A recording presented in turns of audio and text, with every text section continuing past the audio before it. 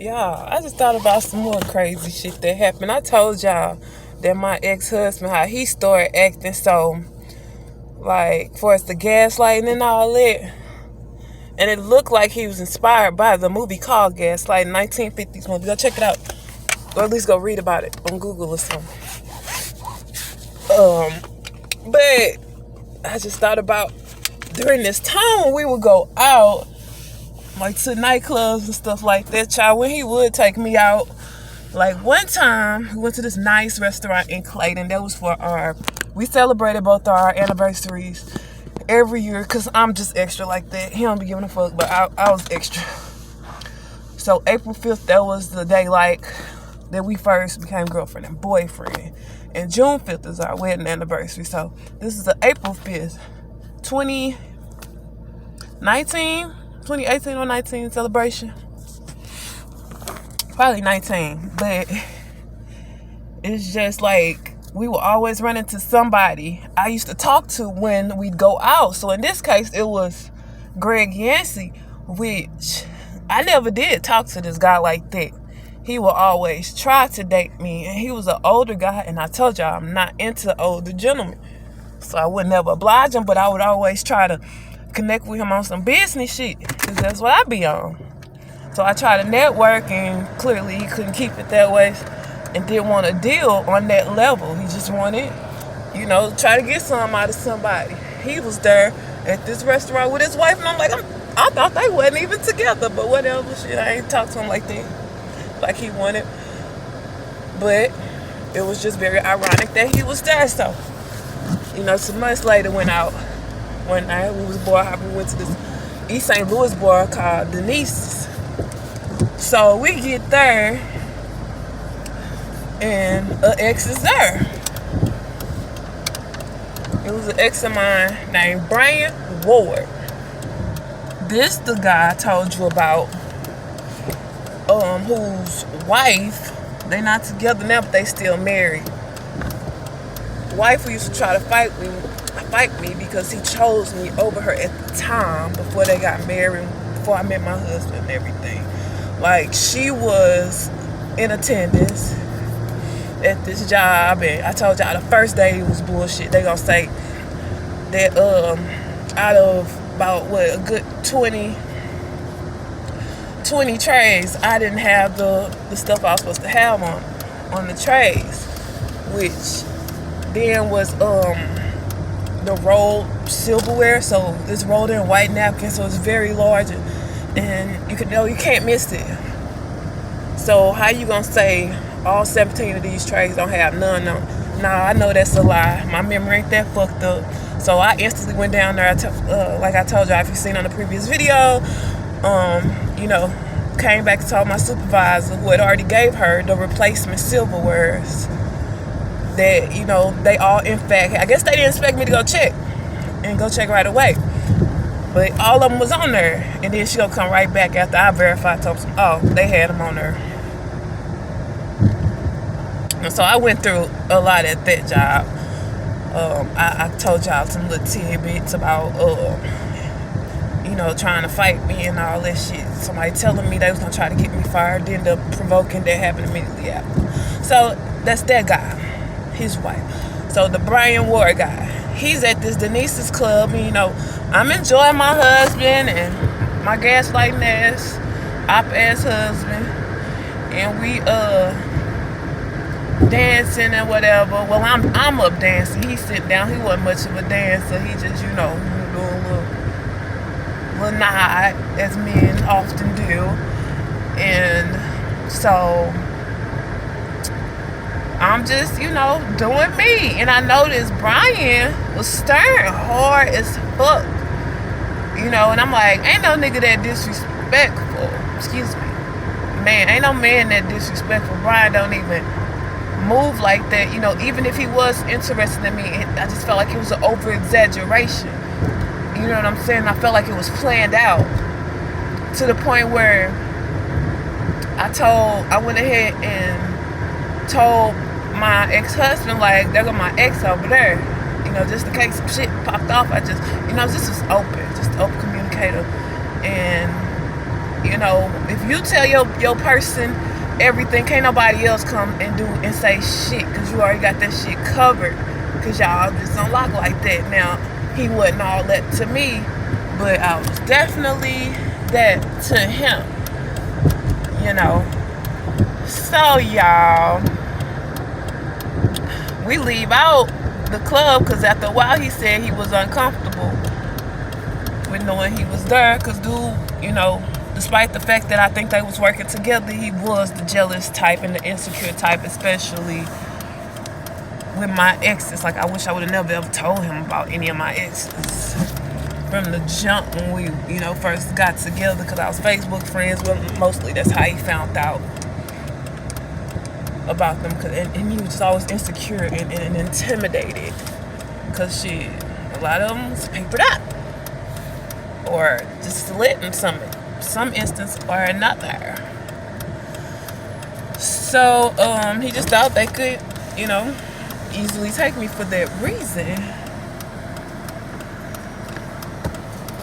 Oh my stars, it is cold out there. Hey, I need my account number so that I can get my direct deposit. Hold on, y'all. So, y'all, my last coming off, y'all, per usual, because I was like, I could have been on crazy early in a rush, per usual again. But, yeah. So, where did I leave off? I'm trying to get my bank stuff together over here. I almost forgot till I ran into the bank, child.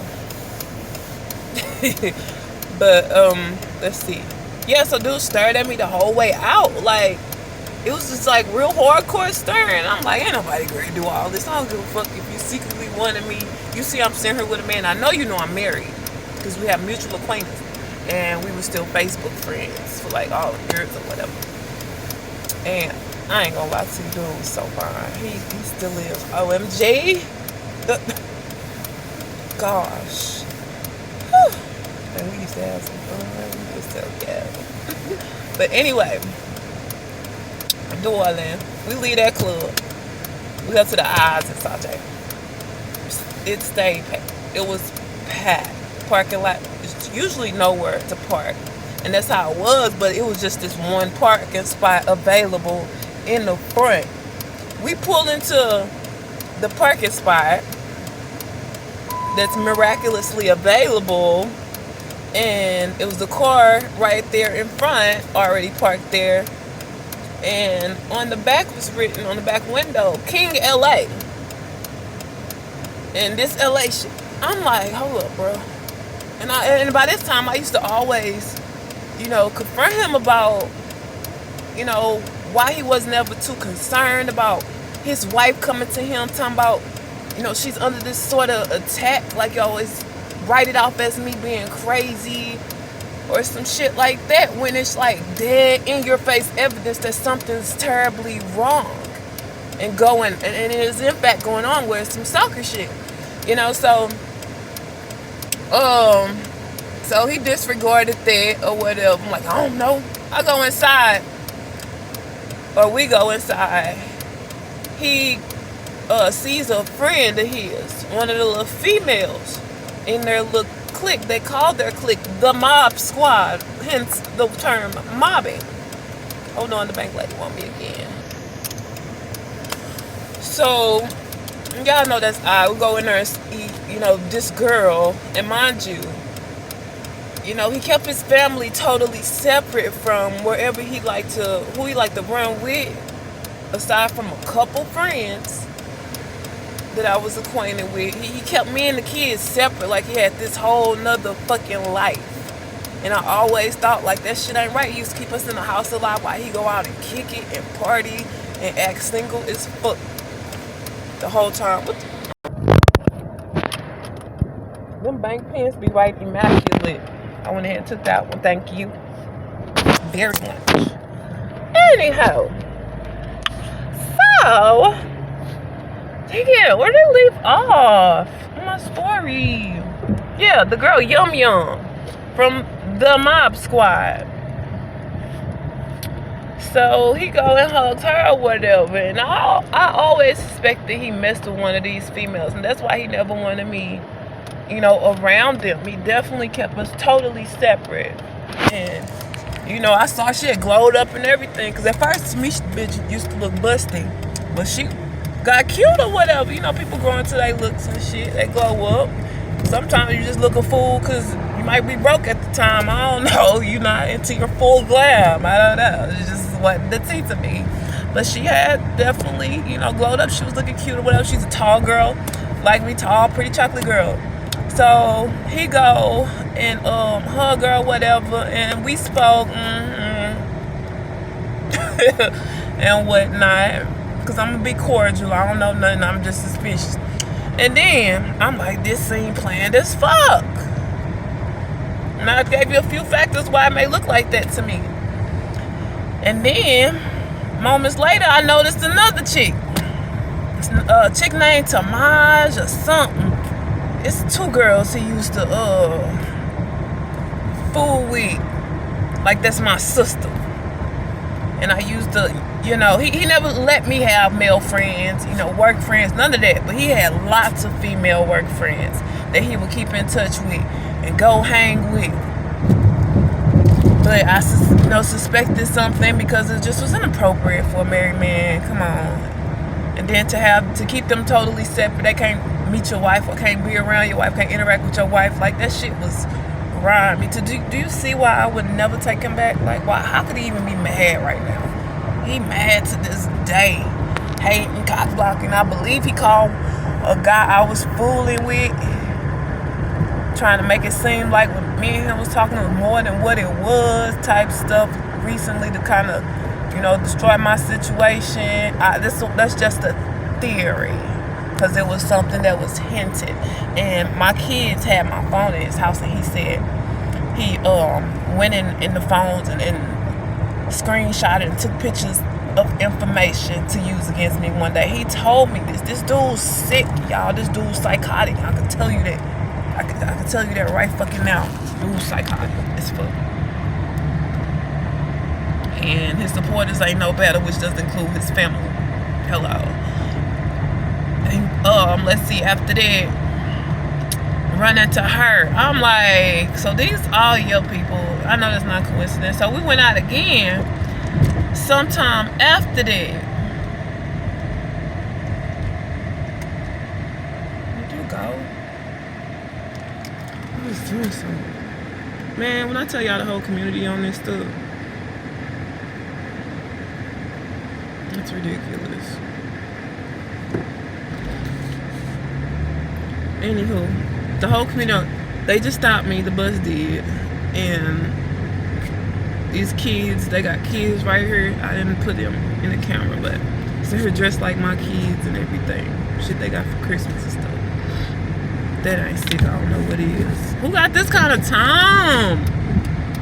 But really, y'all, I would never, ever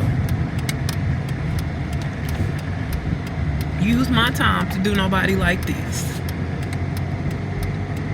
It's sick, man. It's sick. But the next time we went out, it was downtown St. Louis at this little hookah bar. And we go in there, some of the same, like, I think it wasn't an ex there, just the dude I used to chit chat with on Instagram every once in a while.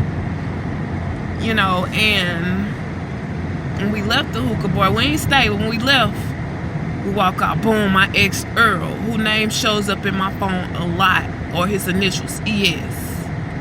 I think it's his people who stay above me, who does, all of my neighbors are involved for sure. And she's a Smith as well.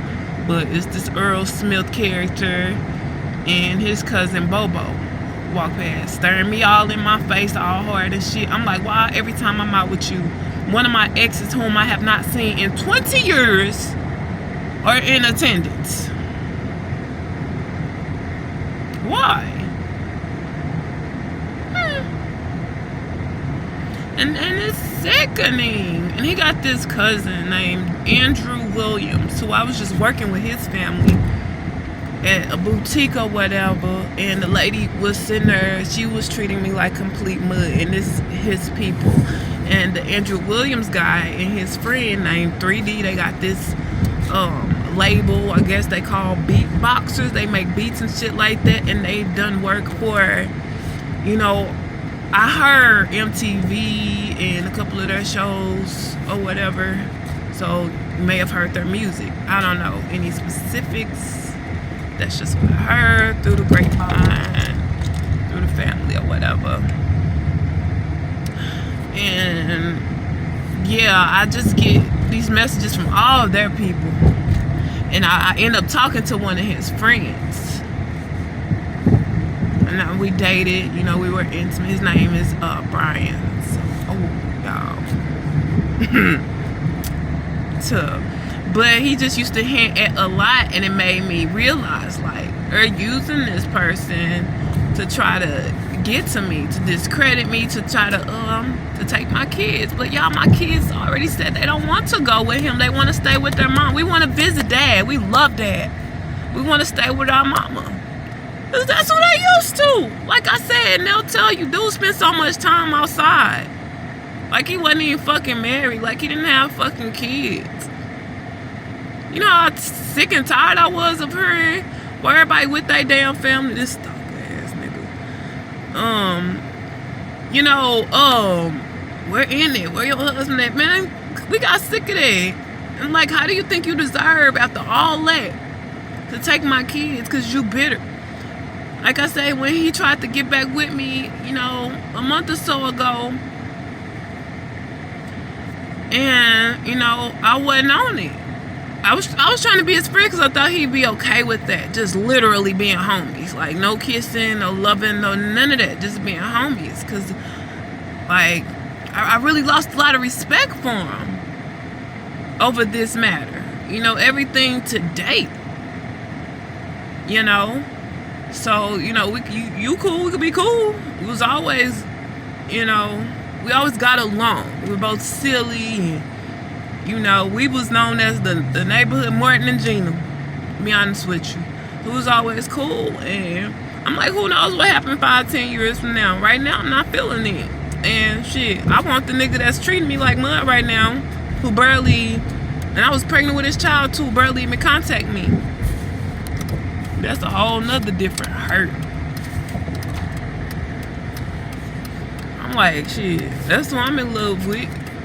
And he knew that. He used to trip off that, but when he realized it's like, you're not gonna leave this man alone, which it wasn't just about that. If dude wasn't an option, I still wouldn't want you.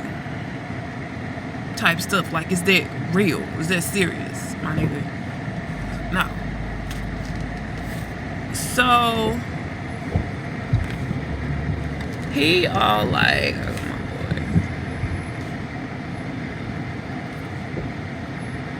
he like, well, because I ain't let him claim the kids. No kid. I would have split them like I always do. But he didn't help me with them much. So I said no. I know you know, the money I have is going to go on them or something to enrich their life or our well-being or our livelihood or something. So I'm not giving you nothing and you're not claiming nothing. And I told him if he started doing right, from that point on to the rest of the year, I'll let him claim a kid. He gave me probably like $400, I think, in a 2-month span, and we agreed to $300 a month, which I was told was a steal. But you know, I ain't trying to break a brother. You know, I just want him to do his part because I'm doing everything. And he, in that moment, texted me like, "Well, I'll just, you know, take the kids then, or I'll take the oldest." I'm like, "You're not splitting my kids up. They're gonna be raised together." And that's a lot of what happened in their family, you know. And I never understood that, you know, like, you letting the granny raise the kids, and damn, you don't want your kids every day in your space. Like, kids crazy. I get on our nerves. Hell, I get on your nerves back. But my kids needs to be with mom. You know what I'm saying? It's not their responsibility. And it's just my bond with them. You know what I'm saying? Y'all used to that in y'all family, but I'm not doing it. We don't do that. In my family, we raise our own fucking kids. You know what I'm saying? We ride that shit out, tough out, whatever. We make some shit happen, and we provide, and we raise our own kids, with or without dad. So that's some shit I just never, agreed with. And that was like one of their main motives, to try to take my kids. And I'm like, you don't even have a good reason. That's what and you're only, and it's here in print, you're only saying this, my God, you're only saying this because I won't be with you. And it's here in text message. Well, I'll file them on the taxes then. Just, here go your motives right here in black and white print. So thank you for even going there. Not to mention, you told me I was dead to him. I'm like, what did I do? I don't want you. I didn't lead you on. So it's not like you was set up for failure for the okie doke. If anything, I was. So what are you so hot at me for? I can understand disappointment. But it's not normal for a man to get aggressive, volatile, vengeful, rapey, because they're not a woman's choice. That is an insane person you're dealing with. If he tries to destroy your life because you're not interested, as if you haven't put me through enough. One thing I wish I would have done over the years, especially the times where he was physical, like I have the testimonies of other people, especially my best friend. We're not friends anymore. He still talks to her, I don't. But she witnessed a lot. And she used to cry to me like, leave this dude, man. Keep putting his fucking hands on you. Leave this fucking dude. You was doing better without him, Tanya. And what I see right now ain't you. And I stay like an idiot, to the point where your best friend crying out. And it gotta be serious. And it gotta be out of your character. So he has this thing where, he tried to make it seem like it was all me. And he was the battered male type shit. Like, this is the narrative. And I could tell y'all some fucked up shit about dude. And the things he done to me that he denies to this fucking day. Dude ill. Like, no, you need to just chill out. Do this co-parenting thing. Focus on being a great dad. And that's it. Like, all that extra shit for what? You don't deserve them full time. Matter of fact, you want to compromise my mental and emotional health that has to, that the kids have to deal with just to appease you? And it's not making you feel better. You're still miserable as hell. You know what I'm saying? So it's just, it's sick and it's mind-boggling, and I'm not really surprised because I know he's easily persuaded, especially when it's some ass involved, money or clout. He just, like, before it happened, I would get these warnings in my phone, like, we trying to break y'all up and stuff like that. So I know it was outsiders. It started from the outside and worked this way in. I used to tell him that, like, and they say they trying to break us up and this, that, and the next. And he'd be like, I'm like, they saying this, they send these messages in my phone. Oh, I'm crazy. But they were successful. You know what I'm saying? Not to mention, his uncle, did his confession. He'll deny it now. But his uncle said a lot of the same. That they just had this ultimate plot against me. And it's crazy because it's like, you the one put me through all this shit, sir. While I was the rock of our family. How dare you? You should just be somewhere humbling thyself so that you can get some good karma. Or you could do better with the next. And no, I don't mean the mistress who helped you plot against me that you still mess with now. And even she, like, how could you look at my kids' face and in my kids' eyes and feel okay with what you did?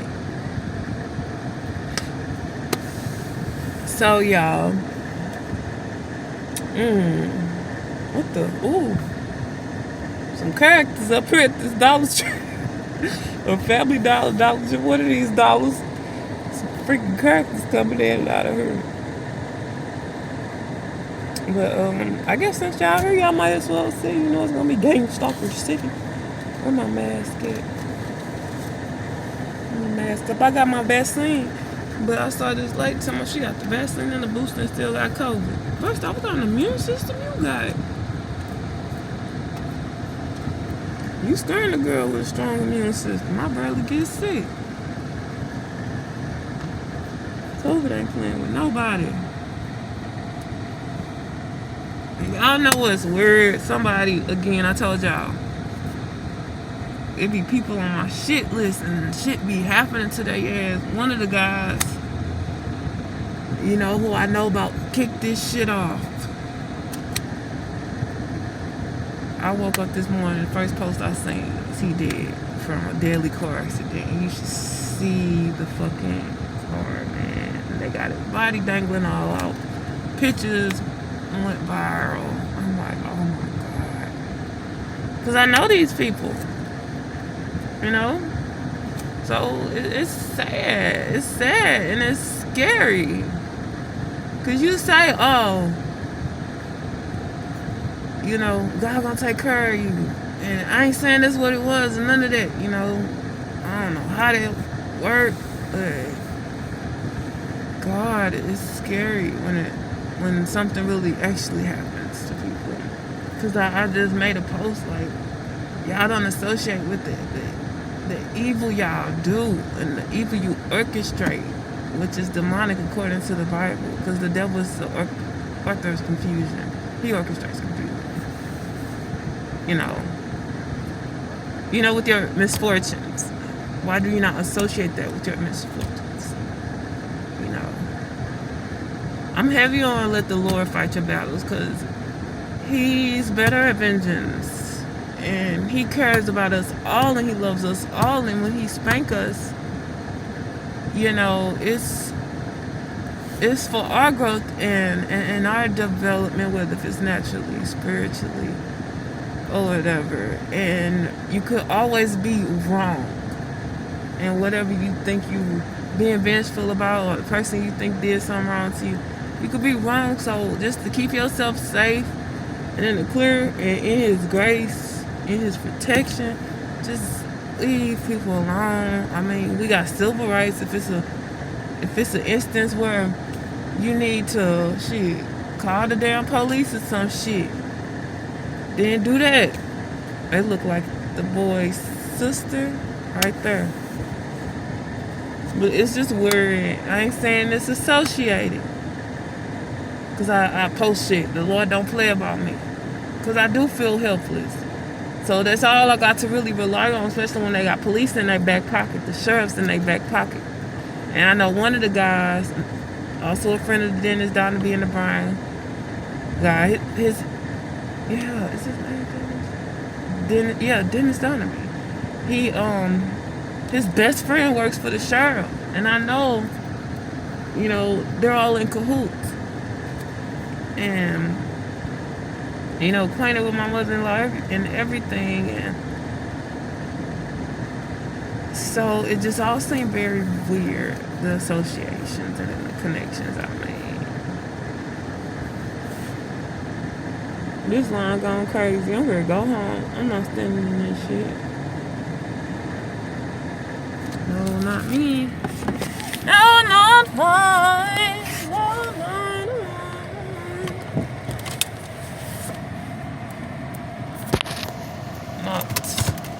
Not me. Not today. Not T. No way.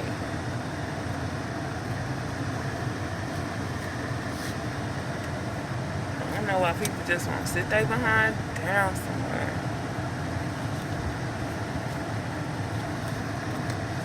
Then I told y'all this guy. So there are people I found out, the guy who died, you know, I believe they started this because I messed with his sister's ex.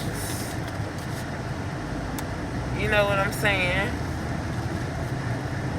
I believe that's who initially hacked me and, did the whole smear campaign and the bugging and exposing of these buggings and private conversations, and it just snowballed into just this huge deal. Like, rest in peace on mom. I'm horrified. Like, I may talk, I may pray, like, God, get them. I remember crying and praying for like hours. And I was begging God, kill him. I begged God, kill him. They won't stop. They not going to stop. Kill the cancers. Kill it. Kill him. And I was crying, yelling this, and it was a word. I'm like, I don't know if I'm wrong for praying this, God. I'm going to cry now. This shit deep as fuck. And I'm like, kill him, God.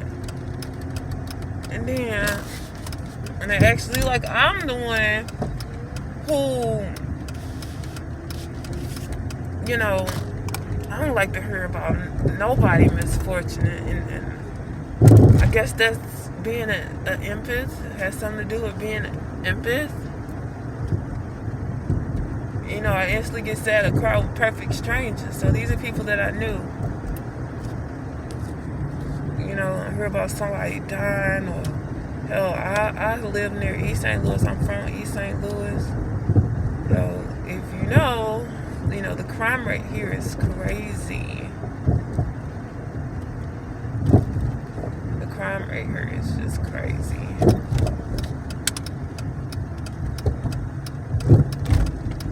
So I think tonight I'm gonna try to get some stuff on paper. I'm gonna try to send it to the feds and the CIA and Homeland. I heard Homeland Security delves off into terrorism and investigating stuff like that, because that's by definition what this is. I keep getting notes in my phone like it's my cousin, also Takia Ross and Deontay Richard, and their names be sitting there together. This him right there. And a truck just passed to say DJL. He called himself D. We call him D, or Dr. D. Just passed by me. And he always show up where I'm at. And it don't be no coincidence. My own cousin. And I wish I could tell y'all what we got in common. But I guess I'll say that for law enforcement. Or who knows, I may go and say it on her one of these days. I'm just mad my eye look lazy because this lash. Apparently I need to glue the whole thing. I just put glue like this morning. I was leaving for work, like on this edge part. And that's not hot, because I sell these things. Mink eyelashes. You know what I mean? And that is not good advertisement at all.